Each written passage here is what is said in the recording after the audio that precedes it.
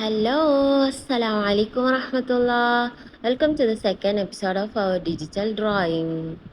എല്ലാവരും നന്നായിരിക്കുന്നു എന്ന് വിചാരിക്കുന്നു. അപ്പോൾ നമുക്ക് ഇന്നത്തെ വീഡിയോ തുടങ്ങാം. നമ്മളുടെ തന്നെ ഫസ്റ്റ് എപ്പിസോഡ് കണ്ടവർക്ക് ഏകദേശം ഡിജിറ്റൽ ഡ്രോയിങ് എന്താണെന്നും ഏതൊക്കെ ടൂൾസ് യൂസ് ചെയ്യാന്നുള്ളതൊക്കെ വ്യക്തമായ ഒരു ധാരണ ഉണ്ടായിരിക്കും എന്ന് വിശ്വസിക്കുന്നു. അപ്പോൾ നമുക്ക് ഇന്ന് പുതിയൊരു ക്യാൻവാസ് സെലക്ട് ചെയ്യാം. ഇന്നലത്തെ പോലെ തന്നെ സ്ക്വയറാണ് ഞാൻ സെലക്ട് ചെയ്തിട്ടുള്ളത്. കഴിഞ്ഞ സെഷനിൽ നമ്മൾ ലെയേഴ്സ് എന്താണെന്നുള്ളത് വിശദമായിട്ട് പറഞ്ഞിട്ടുണ്ടായിരുന്നില്ല. നമുക്കതൊന്ന് നോക്കാം. മേലെ കാണുന്ന കളർ പാലറ്റിൻ്റെ തൊട്ടപ്പുറത്തുള്ള 2 സ്ക്വയേഴ്സ് ഉണ്ടാവും. അതാണ് ലെയറിൻ്റെ ഓപ്ഷൻ. അവിടെ ക്ലിക്ക് ചെയ്യുമ്പോൾ നമുക്ക് ഇങ്ങനെ ഓപ്ഷൻ വരും. പ്രോക്രിയേറ്റിൽ നമ്മൾ ലൈഫ് ടൈം സബ്സ്ക്രിപ്ഷൻ ആയതുകൊണ്ട് തന്നെ ഇതിൽ നമുക്ക് എത്ര ലെയേഴ്സ് ആണെങ്കിലും എടുക്കാം. അപ്പോൾ ഓരോ സ്ട്രോക്സും ഓരോ ലെയേഴ്സിൽ ചെയ്യാൻ വേണ്ടിയിട്ട് ശ്രദ്ധിക്കുക. ഞാൻ ഇവിടെ ചെയ്തത് ഫുള്ള് ഓരോ ലെയേഴ്സും ഡിലീറ്റ് ചെയ്യുന്നുണ്ട്. അപ്പോൾ നമുക്ക് തുടങ്ങാം. Basic shapes, the secret behind every drawing. ഇനി ലെഫ്റ്റ് സൈഡിൽ ഏറ്റവും മുകളിലായിട്ട് ഗാലറി ഓപ്ഷൻ്റെ തൊട്ടപ്പുറത്ത് തന്നെ ഒരു ഐക്കൺ ഉണ്ടാവും. അത് നമ്മൾ ക്ലിക്ക് ചെയ്യുമ്പം അവിടെ ഷെയർ, പ്രിഫറൻസ്, അതേപോലെ ആഡ്, വീഡിയോ റെക്കോർഡിങ്, അങ്ങനെ ഒരുപാട് ഓപ്ഷൻസ് കാണും. അതിൽ ആഡ് ക്ലിക്ക് ചെയ്യുമ്പോൾ നമുക്ക് ഇഷ്ടമുള്ള ഫോട്ടോ അല്ലെങ്കിൽ ഫയൽ നമുക്ക് ഇൻസേർട്ട് ചെയ്ത് കൊടുക്കാം. ഞാനിവിടെ ഒരു ക്യൂട്ട് കാർട്ടൂൺ ഫോട്ടോ ആണ് ആഡ് ചെയ്യുന്നത്. നമുക്ക് കാണാം, നമ്മൾ ഇഷ്ടത്തിനനുസരിച്ച് അത് അഡ്ജസ്റ്റ് ചെയ്ത് കൊടുക്കുക. ദെൻ വീണ്ടും അവിടെ ഒരു മൗസ് ക്ലിക്കിൻ്റെ ഓപ്ഷൻ ഐക്കൺ കാണും. ആ ഐക്കൺ ക്ലിക്ക് ചെയ്യുമ്പം അതിൻ്റെ സെലക്ഷൻ ഒഴിവാകും. അതിൻ്റെ ഒപ്പാസിറ്റി ഒന്ന് കുറച്ച് കൊടുക്കുകയാണ്. ആ ലെയർ സെലക്ട് ചെയ്യാൻ വേണ്ടിയിട്ട് 2 ഫിംഗർ വെച്ചിട്ടൊന്ന് ടാപ്പ് ചെയ്താൽ, ആ ലെയറിൽ ഒന്ന് ടാപ്പ് ചെയ്താൽ അതിൻ്റെ ഒപ്പാസിറ്റി കുറയാനുള്ള ഒരു ഓപ്ഷൻ വരും. നമുക്ക് കുറച്ച് കൊടുക്കാം. ഓക്കെ, ഇവിടെ ഞാൻ ലെയർ സെലക്ട് ചെയ്യുന്നു. റൗണ്ട്, നമ്മൾ ബേസിക് ഷേപ്സ് എങ്ങനെ ഡ്രോയിങ്ങിൻ്റെ ഹിഡൻ സീക്രട്ടായി മാറുന്നു എന്നുള്ളതാണ് ഡിസ്കസ് ചെയ്യുന്നത്. നമുക്ക് കാണാം, ഏതൊരു ഡ്രോയിങ് എടുത്ത് നോക്കുകയാണെങ്കിലും അതിൻ്റെ ബേസിക് ഷേപ്സ് ഏതൊക്കെയായിരിക്കും? Circle, square and triangle. ഈ 3 ഷേപ്സ് എന്തായാലും അതിലുണ്ടായിരിക്കും.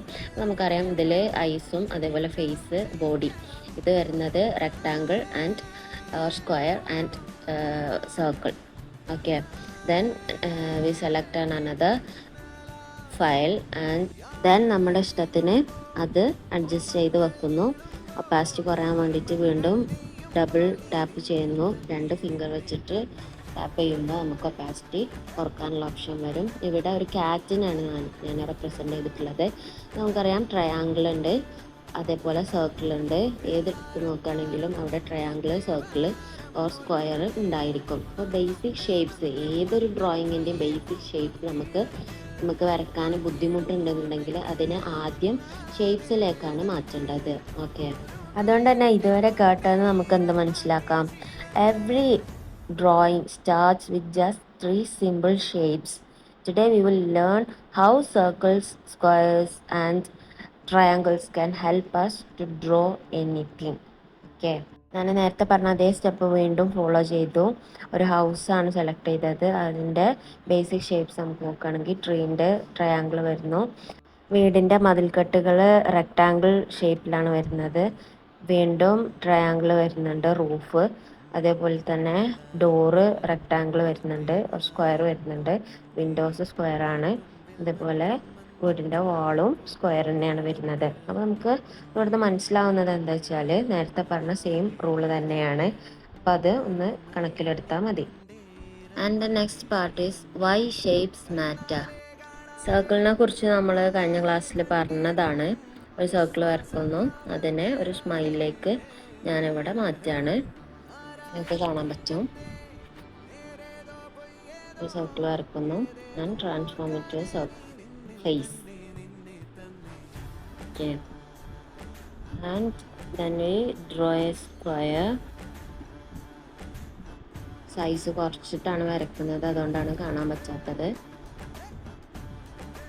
കുറച്ച് കൂട്ടിയിട്ടൊന്ന് വരച്ചു നോക്കാം. ഓക്കെ, പെന്നെ ഒന്ന് ചേഞ്ച് ആക്കുന്നുണ്ട്. മോണോലൈൻ സെലക്ട് ചെയ്യാൻ ഏറ്റവും ബെറ്റർ എന്ന് പറഞ്ഞിരുന്നു. അത് കാണാൻ പറ്റും ആ ഒരു ഡിഫറൻസ് എന്താണെന്ന്. നമ്മൾ സ്ക്വയർ സെലക്ട് ചെയ്തു, ഒന്ന് അമർത്തി ക്ലിക്ക് ചെയ്യുമ്പോൾ നമുക്ക് എന്ത് ചെയ്യും, ആ ഒരു കറക്റ്റ് സ്ട്രെയിറ്റ് ആയിട്ടുള്ള ഒരു സ്ക്വയർ കിട്ടും. ഓക്കെ, ഇനി നമ്മൾ ട്രയാങ്കിളാണ് റൂഫായിട്ട് വരയ്ക്കുന്നത്. സോറി, ട്രയാങ്കിൾ അല്ല, ട്രയാങ്കിൾ ആൻഡ് റെക്ടാങ്കിൾ. ഓക്കെ, റെക്ടാങ്കിളും അതേപോലെ സ്ക്വയറൊക്കെ വിൻഡോ ഡോറൊക്കെ ആയിട്ട് കൊടുത്തു. അപ്പം എന്തിനും ഏതിനും എന്താണ് ഷേപ്സ് മാറ്റർ ആണ് എന്നുള്ളതാണ് ഇത് നമുക്ക് മനസ്സിലാക്കാൻ പറ്റുന്നത്. ഇനി ഒരു ട്രയാങ്കിൾ നമുക്ക് വരക്കാം. ആ ഒരു ട്രയാങ്കിളിനെ വേറൊരു ട്രീയിലേക്കാണ് ട്രാൻസ്ഫോം ചെയ്യുന്നത്. നമ്മൾ ട്രയാങ്കിൾ വരച്ചു, അതിൻ്റെ ഒപ്പാസിറ്റി കുറക്കാണ് ക്ലിയർ ആയിട്ട് കാണാൻ വേണ്ടിയിട്ട്. നമ്മൾ കുറച്ചിട്ട് ഒരു ട്രീ വരക്കാണ്. ഇതിൽ നമുക്ക് എന്തൊക്കെ ലെസൺ മനസ്സിലാക്കാം? ആർട്ടിസ്റ്റുകൾ എപ്പോഴും ഡീറ്റെയിൽസ്മ നല്ല സ്റ്റാർട്ട് ചെയ്യാറുള്ളത്. അവരെന്ത് ചെയ്യും, ഓരോ ഡ്രോയിങ്സിനെയും ഓരോ സിമ്പിൾ ഷേപ്സിലേക്കാണ് ട്രാൻസ്ഫോം ചെയ്യുക. ആ ഷേപ്സ് അവരെ പ്രൊപ്പോർഷൻസ് അണ്ടർസ്റ്റാൻഡ് ചെയ്യാനും അതേപോലെ സ്ട്രക്ചർ മനസ്സിലാക്കാനൊക്കെ വളരെയധികം ഹെൽപ്ഫുൾ ആക്കും എന്നാണ് നമുക്ക് ഈ ഒരു പാർട്ടിൽ നിന്ന് മനസ്സിലാക്കാൻ പറ്റുക. And the upcoming part is understanding squares and rectangles.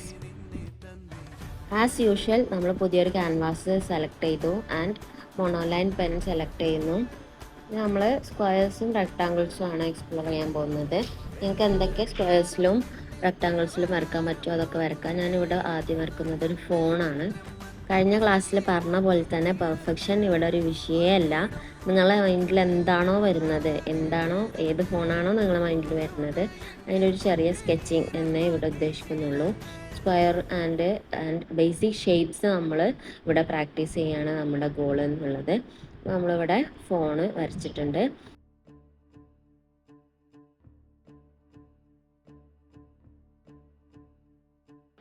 വേറെ ഒരു സ്ക്വയർ വെച്ചിട്ട് എൻ്റെ മൈൻഡിൽ വന്നത് ഒരു ഗിഫ്റ്റ് ബോക്സ് ആണ്. അപ്പോൾ നമുക്ക് ജസ്റ്റ് അതിൻ്റെ ഒരു സ്കെച്ചിങ് വരക്കാം. എൻ്റെ മൈൻഡിൽ